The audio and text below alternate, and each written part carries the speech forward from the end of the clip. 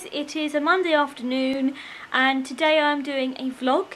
I am going to the RNIB Gala dinner this evening, the winter gala, and I wanted to vlog for you because I don't vlog as much as I should and intend to, but things just get really busy with me as a postgraduate student, so I don't always get the chance to vlog. Plus you don't always want to see me vlogging just sitting on my laptop writing essay plans. It's quite boring, but today it's not boring because this is quite exciting because we're going to the Dorchester Hotel in London and there's a gala. I'm doing a speech, and we're having baked Alaska for the first time, and by we I mean my mum, who is getting ready in the next room if you can hear her spraying and hair drying noises, and my dad as well, who is downstairs at the moment.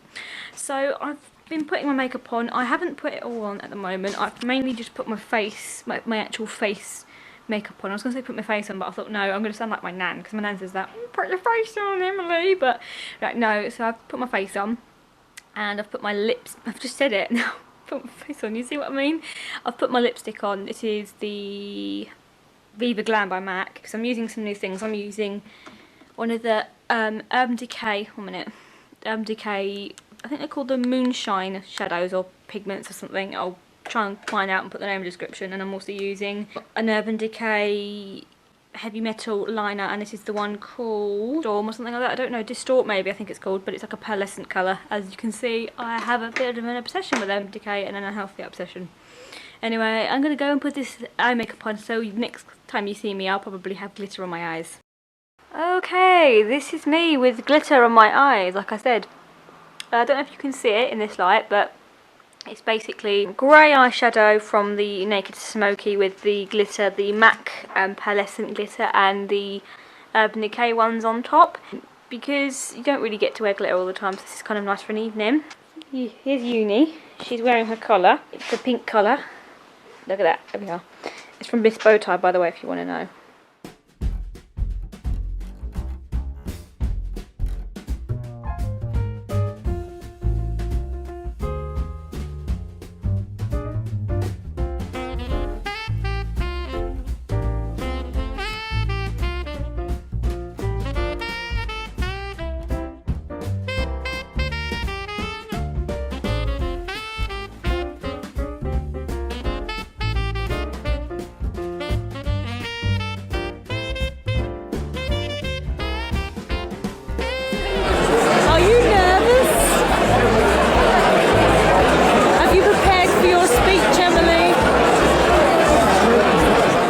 Welcome, Emily.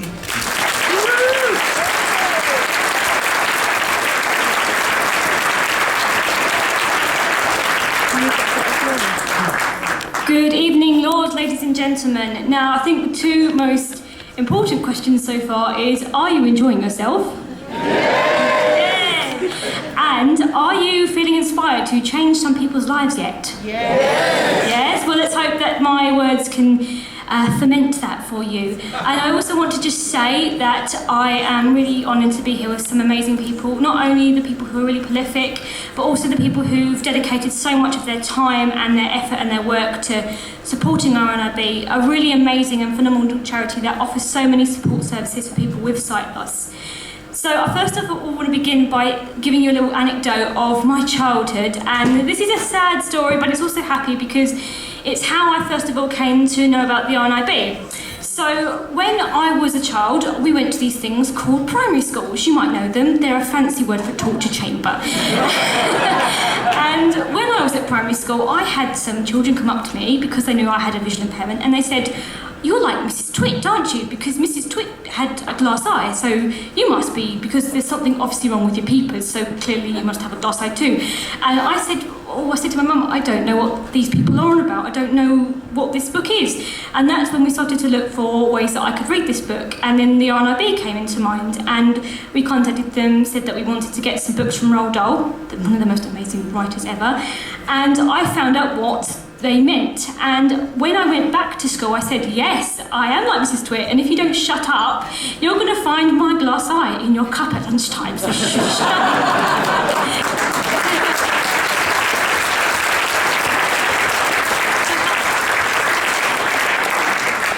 But now it's time to get into serious business, as I've been told. So the RNIB is an absolutely amazing charity. When someone is diagnosed with sight loss or they come into the world and they've got a visual impairment, it's so easy for them to be written off as a lost cause, for people to say that they're not going to amount to anything, for people to judge them on their capabilities just because of the fact that they can't see very well.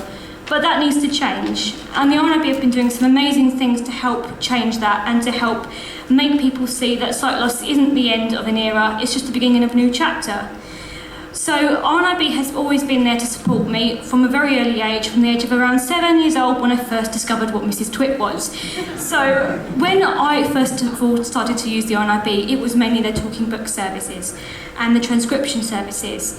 And this opened up a whole new world for me. It opened up the world of books, and it helped me to discover that inner person that I didn't even know I had, which was the writer.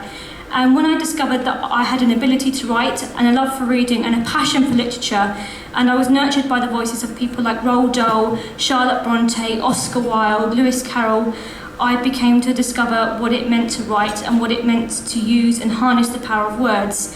And that was a phenomenal gift for me because it opened up a brand new chapter in my life. And what this in turn meant was that I was able to go on to study for a degree in English at university, which I got a full scholarship for. I was able to study an MA in Children's Literature that I'm currently studying now.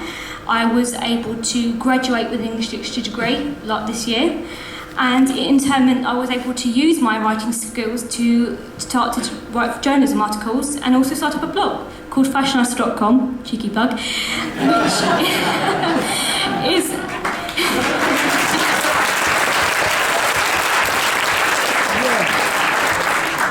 which is a blog that I run, and it's about fashion and lifestyle and disability, and it's a place that I use to challenge stereotypes that surround sight loss and to help people who are also going through sight loss. And one of the biggest stereotypes I still challenge to this day is, "You're so trendy, you don't look blind." But I'm just one of the many examples of the ways that RNIB helps a person on a daily basis and enriches their lives. People from all different backgrounds and different ages use the RNIB on a regular basis to help them and support them, to help them gain confidence, to meet new people and to develop and improve their skills, which will in turn help them to carry on with their life. So I'm sure that many people will tell you about how RNIB has changed their lives, because behind each person with a disability, we are still a normal person, just like the next person. Like James. Where is James actually?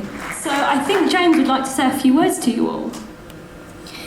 Good afternoon, I'm James, and I just want to say thank you.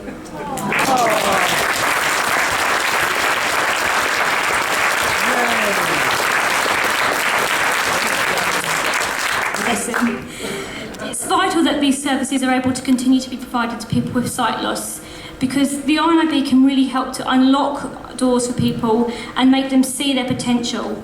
Everyone and anyone deserves two things: a choice and a chance. A choice to be the person that they want to be, and a chance to prosper. And no one should be denied that chance and that choice, regardless of the fact that they've got a disability. Because behind that disability, we are normal people with a desire to live normal lives. I like writing blogs, eating Doritos, watching Netflix.